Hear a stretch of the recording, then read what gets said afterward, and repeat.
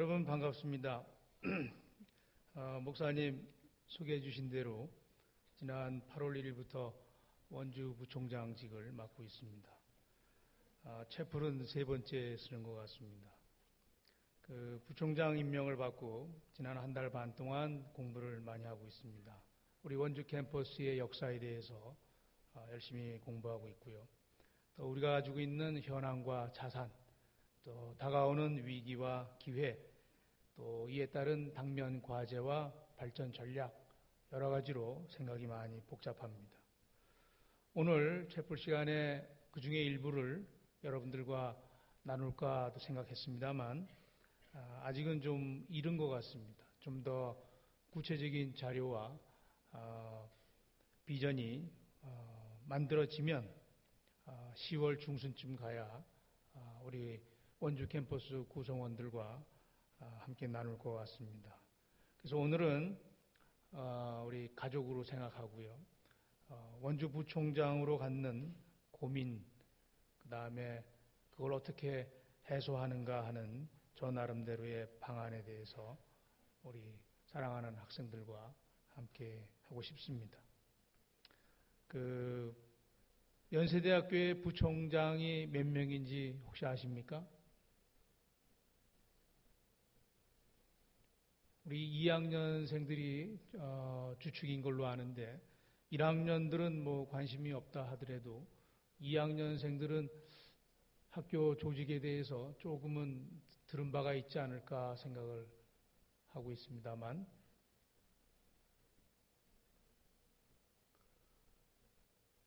신촌 본교에 부총장이 2분 계시고요. 그 다음에 전체 의료원을 세브란스 병원과 의과대학을 관장하는 의무부총장이 1분 계시고요. 우리 원주 캠퍼스를 관장하는 원주부총장이 1사람 있습니다. 그래서 정답은 4명이 맞습니다. 그런데 올해 인천 국제 캠퍼스를 관장하는 본부장의 대외 직명 타이틀을 부총장으로 바꿨습니다. 즉 연대 교내에서는 본부장 직함입니다만 그분이 인천시라든가 대외 기관들을 상대할 때는 본부장 타이틀이 어색하다 보니까 부총장 직함을 쓰게끔 했습니다. 그래서 5명도 정답입니다.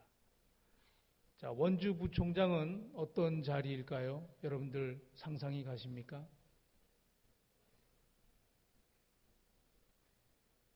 가끔 채플에서 만나고 주요 행사 때 나와서 축사하고 뭐 그렇게만 아시나요?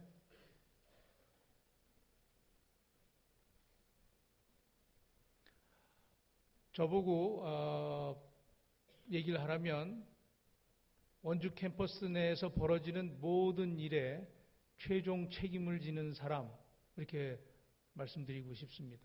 실제가 그렇습니다. 특히 우리 위의 상위 기관이라고 할 수 있는 총장님이나 재단, 또 우리 밖에 있는 지역사회라든가 대한민국 사회에서 볼 때는 부총장이 처음과 끝에 만나는 자리입니다. 저는 총감독 내지는 맨 앞에 서 있는 기수, 이런 이미지를 갖고 있습니다.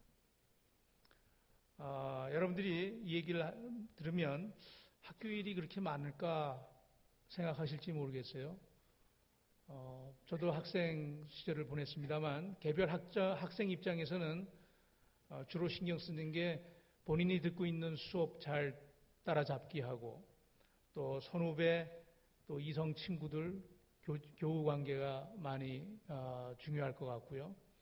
또 그중에 이제 등록금 걱정도 해야 되고 또 3, 4학년들 되면 진로, 취업 걱정, 아마 이런 게 대학 4년 동안의 주요 관심사가 아닐까 생각을 합니다. 주로 본인과 관련된 얘기들입니다. 그러나 여러분들이 조금 눈을 돌려보시면 우리 원주 캠퍼스 하나만으로도 엄청나게 거대한 공동체요, 조직체다 하는 걸 여러분들이 아셔야 합니다. 올해 통계를 좀 몇 개 말씀드리면 우리 원주 캠퍼스 자체만으로 재학하고 있는 학부생이 이쪽 시내에 있는 원주 의대 합쳐서 8,000명입니다. 또 주야간 대학원생들 합치면 1,000명입니다.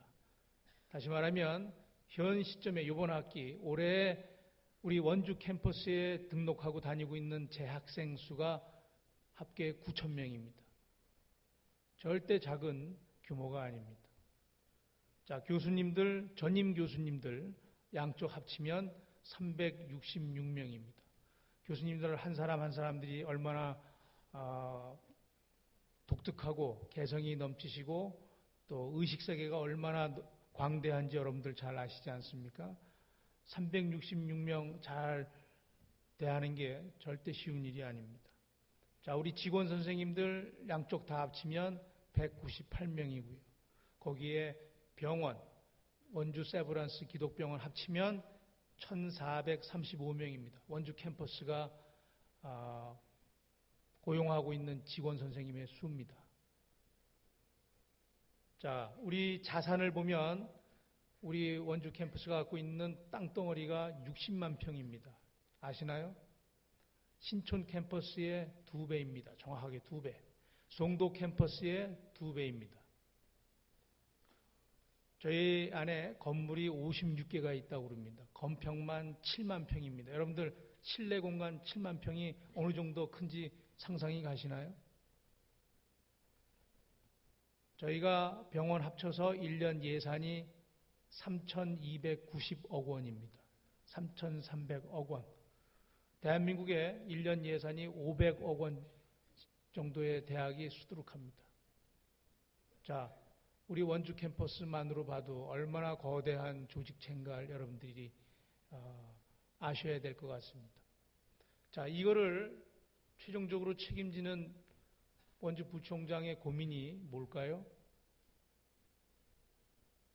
여러분들이 이 자리에 섰다고 생각하시면 또 훗날 여러분들이 성장해서 본인이 택한 진로에서 언젠가는 아마 저와 비슷한 자리에 다 가실 것 같아요. 그때 오늘 제가 드리는 이 말씀이 여러분들 생각나기 바랍니다. 자, 원주 캠퍼스의 최종 책임을 지는 부총장의 고민은 여러 개가 있습니다만 첫째는 어떻게 하면 잘 발전시킬 수 있을까? 당연한 고민을 갖고 있습니다. 누구나 마찬가지죠. 그러나 그거 못지않게 오히려 그보다 더 중요하게 생각하는 고민은 너무나 많은 사람, 너무나 많은 자산에서 원치 않는 사건, 사고가 생기지 않을까 늘 걱정합니다. 지금까지 보면 우리 연세인들의 수준이 워낙 높아서 그런 사건, 사고는 잘 일어나지 않습니다. 우리 학생들 예의 바르고 너무 성실합니다. 또 우리 교수님들, 또 직원 선생님들 충실합니다. 그래서 이런 일은 일어나지 않습니다만 그렇다고 두 다리 뻗고 몰라라 할 수는 없는 게 우리가 의도하지 않는 예기치 못한 사건들이 많이 발생합니다. 수시로 부총장실에 앉아 있으면 좋은 소식, 나쁜 소식이 계속 교차해서 들어오기 때문에 웃다가 찡그리다가 몇 번 하다 보면 아예 무뎌지는 걸 제가 많이 느끼고 있습니다. 아마 여러분들이 훗날 CEO가 되시면 오늘 제 얘기가 뭔 얘기인지 아마 기억을 하실 걸로 봅니다. 자, 많은 CEO들은 이런 엄청난 책임감과 부담 앞에 서면 처음에는 다 챙기려고 쫓아다니면서 체크하고 통제하려고 합니다. 근데 곧 포기합니다. 불가능하다는 걸 알기 때문에. 한 개인이 커버할 수 있는 영역이 넘기 때문에 그걸 할 수가 없습니다. 그럼 그 다음에는 믿고 맡기는 쪽으로 가게 되어 있습니다. 자, 사람을 믿죠. 많은 분들은 자기가 같이 일하는 사람들을 믿습니다. 그러나 그분들도 사람인지라 놓치는 사각지대가 제가 보기에는 20%는 있는 것 같아요. 자, 그 부분에서 일이 터지는 것은 누구도 어찌할 수 없습니다. 그래서 저는 요즘에 타 대학 총장님들 또 거대한 조직체를 거느리는 CEO들을 만나는 자리가 있으면 중요한 얘기 지나간 다음에 약간 사석으로 오면 꼭 묻습니다. 이 엄청난 그 책임감과 불안 해소법이 뭡니까? 하고 물어봐요. 다들 나름대로 비책들을 갖고 계시더라고요. 어떤 분은 한약도 먹고 어떤 분은 토요일마다 모든 걸 잊어버릴 정도로 땀 흘리며 헬스 하시기도 하고 어떤 분은 친구들 만나기도 하고 그거를 그 엄청난 부담감을 버텨내기가 어렵기 때문에 그렇습니다. 자, 제 경우를 말씀드리면 저도 같이 일하는 학장, 처장님들 믿고 많이 맡깁니다. 그러나 아까 말씀드린 대로 20%의 사각지대는 여전히 있기 때문에 불안한 건 떨쳐버릴 수는 없습니다. 자, 그 부분을 저는 사람을 믿기보다는 결국은 하나님의 보호와 인도를 의지할 수밖에 없습니다. 그래서 늘 구하고 있고요. 근데 구하고만 있기에는 답답해서 좀 더 적극적으로 하늘의 지혜를 찾는 쪽으로도 저는 많이 합니다. 그게 뭐냐면 성경을 읽으면서 비슷한 상황에 있는 그 장면들을 보면서 거기에 하나님의 처방이 뭔가를 찾아내는 법을 저는 많이 즐겨하고 있습니다. 그래서 벌써 횟수로 한 5년째 이 중에도 있습니다만 우리 학생들하고 매주 한 번씩 만나서 성경을 같이 나누고 상담을 하고 하는 모임을 갖고 있습니다. 학생들에게도 귀하지만 누구보다도 저한테 굉장히 귀한 자리입니다. 자, 성경을 저보고 얘기하려면 위대한 자기 경영 지침입니다. 많은 성각자들이 처세술에 대한 책들을 썼습니다. 시중에 나가보시면 자기 개발에 관한 책들이 지금도 많이 홍수처럼 나옵니다.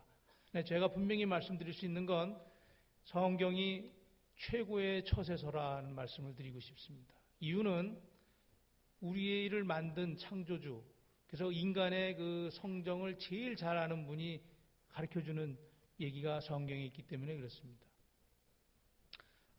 일반적으로 초심자들이 오해하는 내용은 성경은 그냥 딱딱한 교리서다 이렇게 해서 처음부터 안 보는 경우가 많이 있어요. 그러나 성경에 다양한 장르가 있습니다. 그중에 특히 역사서를 보시면 삼국지 이상으로 재미있습니다. 삼국지처럼 다양한 개성을 가진 인물들이 거기 등장하고 있고요.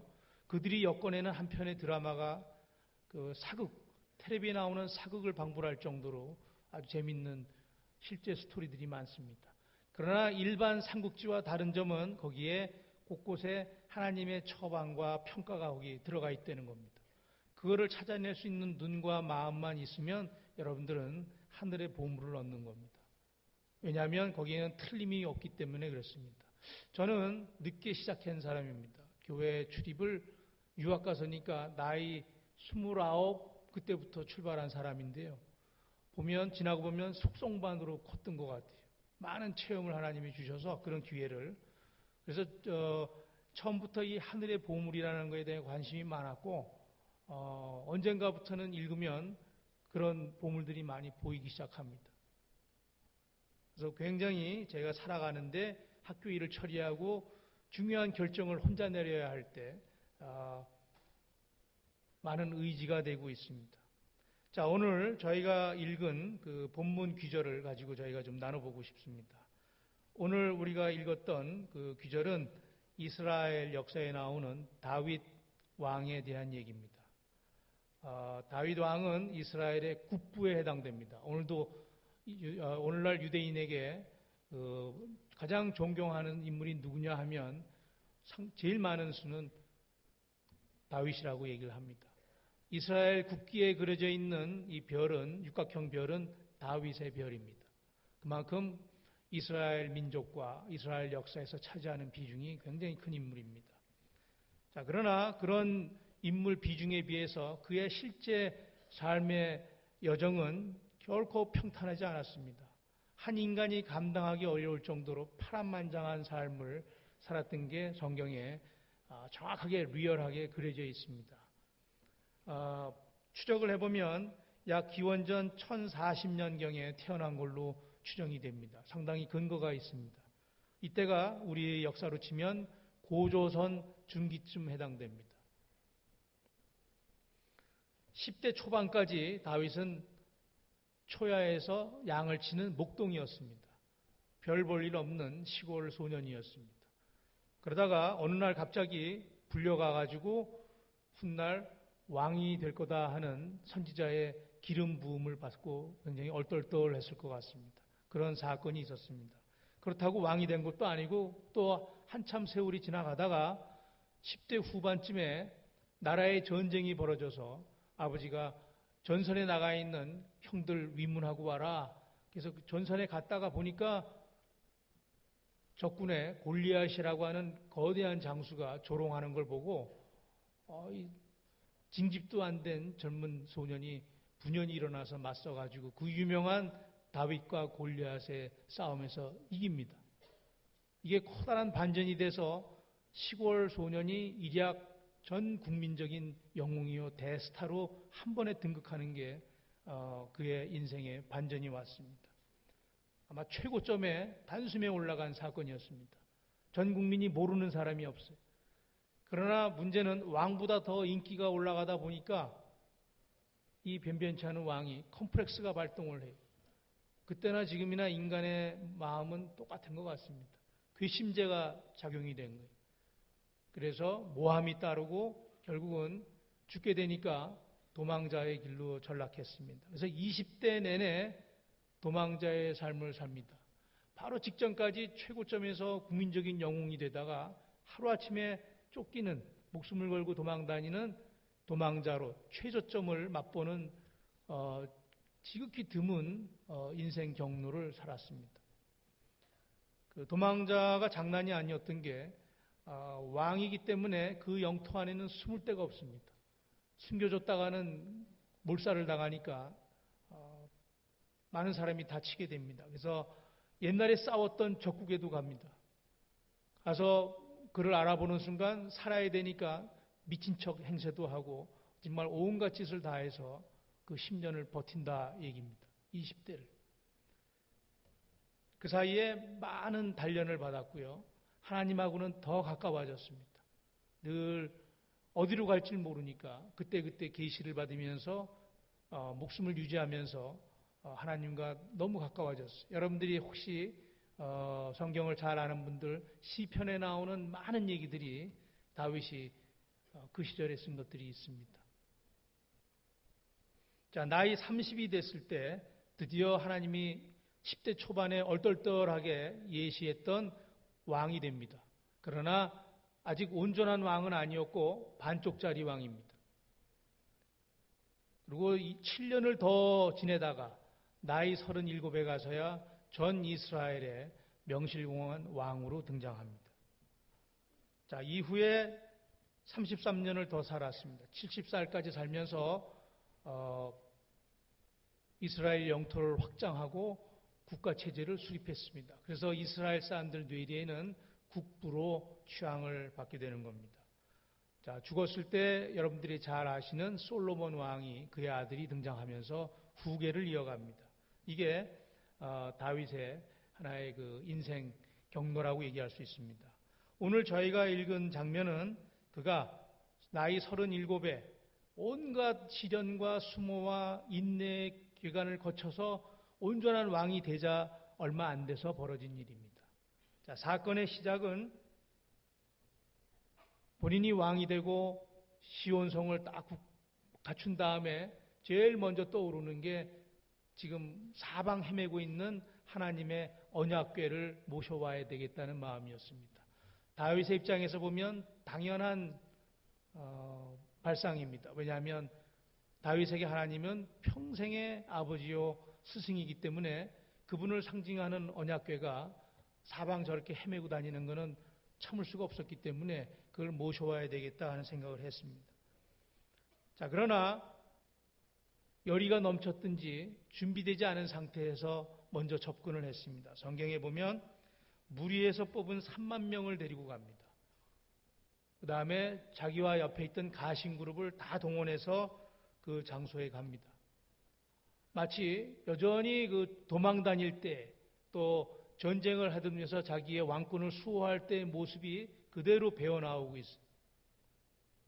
가서는 소가 무는 수레에다가 언약궤를 얹고 몰고 나오고 앞에서 주악대에 맞춰서 나오는 장면이 성경이 그려집니다. 자, 그러나 위기가 발생합니다. 소가 갑자기 난동을 부리면서 언약궤가 쓰러질 때 그거를 붙잡던 사람이 그 자리에서 직사하는 아주 불미스러운 사건이 발생합니다. 자, 위기가 왔습니다. 자, 이때 다윗의 본 모습이 작동을 하는 걸 우리가 봅니다. 그 원래 평생을 하나님과 교제하면서 다녔던 다윗의 그 영적인 안테나가 바로 작동을 하면서 뭔가 잘못됐다 하는 자책감을 딱 갖고요. 고집을 부리지 않고 그날은 포기하고 성경에 나온 대로 오벳 에돔이라고 하는 사람 집에 언약궤를 놓고 궁으로 돌아갔다 이렇게 나옵니다. 만약에 왕이기 때문에 고집 부리면 끝내 어떻게 해서든 가져갈 수 있다고 저는 봤습니다. 아마 더 많은 사람이 다쳤을 수도 있죠. 그러나 다윗은 그렇게 무모하신 사람이 아닙니다. 하나님을 세심하게 체크할 수 있는 사람이었고 그날 고집을 부리지 않았어요. 자, 성경에는 그 후 석 달 동안 얘기가 빠져 있습니다만 우리가 충분히 다윗의 입장으로 들어가 보면 뭘 했을까가 그려집니다. 궁 안에서 면밀하게 자기의 그 관찰을 했을 것 같아요. 찾아보고 또 율법도 다시 봤을 것 같아요. 자기의 영성이 다시 회복되는 순간입니다. 그 순간 발견한 게 뭐냐면 하나님의 언약궤는 레위인 제사장들이 어깨에 매게 되어 있습니다. 하나님이 정한 방식이 있어요. 이거를 다윗이 놓쳤던 겁니다. 자, 석 달 후에 하나님의 궤가 있는 집에 복이 내렸다는 소식을 듣고 다윗이 그때 움직입니다. 저와 다른 점은 저 같았으면 그걸 발견하는 순간에 가자! 그리고 빨리 쫓아가서 또 들고 왔을 것 같아요. 그러나 다윗은 이왕 깨달은 바에 끝까지 기다렸던 것 같아요. 3달 후에 소식이 왔을 때 갑니다. 성경에 보면 이번에는 궤를 언약궤를 메고 한 걸음 한 걸음 6걸음까지 조심스럽게 가면서 기다립니다. 하늘의 신호를. 아무 일이 없었어요. 그 순간 언약궤를 놓고 제사를 드립니다. 그리고 행진하면서 언약궤를 가지고 왔다 하는 게 오늘 장면입니다. 맨 앞에서 왕이 체면불구하고 춤을 췄다고 나와 있습니다. 제일 열심히 췄어요. 얼마나 열심히 췄냐면 속옷이 드러날 정도로 췄다 이렇게 돼 있습니다. 다윗의 진심이 나오는 장면입니다. 자, 오늘 우리가 읽은 이 성경 말씀에 교훈이 있습니다. 뭐냐면 다윗만큼 하나님하고 가까운 사람이 없었습니다. 그러나 아무리 가까워도 하나님을 대할 때 하나님이 정한 식과 법이 있다는 거, 그걸 존중해야 된다는 겁니다. 하나님은 우리에게 무조건 명령하시는 강압자는 아니십니다. 그러나 우리의 연인, 친구는 아닙니다. 가끔 예수님이 저희에게 너희는 나의 좋은 친구다라고 말씀을 하시지만 그건 예수님이 하시는 말이지 우리가 예수님을 우리의 친구다라고 소개할 수는 없습니다. 여러분들이 저 선배가 후배를 좋게 내 친구야 이렇게 소개할 수 있다고 그래서 후배가 착각하고 선배를 내 친구야 이렇게 소개할 수 없는 것과 똑같습니다. 자, 오늘 저에게 이 장면은 제가 아까 20%의 사각지대를 책임질 수 없기 때문에 하나님께 많이 의지하지만 할 때 하나님 앞에 의지할 때 저의 짧은 신앙관과 스타일을 주장해서는 안 된다는 교훈을 저한테 주고 있습니다. 늘 그래서 영적으로 민감할 수밖에 없습니다. 하나님의 방식이 뭔가, 길이 뭔가를 찾습니다. 자, 이 중에 믿음이 있는 우리 학생들, 교회에 열심히 있는 학생들도 똑같은 교훈을 받으셔야 될 것 같습니다. 본인이 선교단체의 리더, 학과 전공의 기도 모임의 리더라고 그래서 본인의 신앙관과 스타일을 고집해서는 안 된다는 뜻입니다.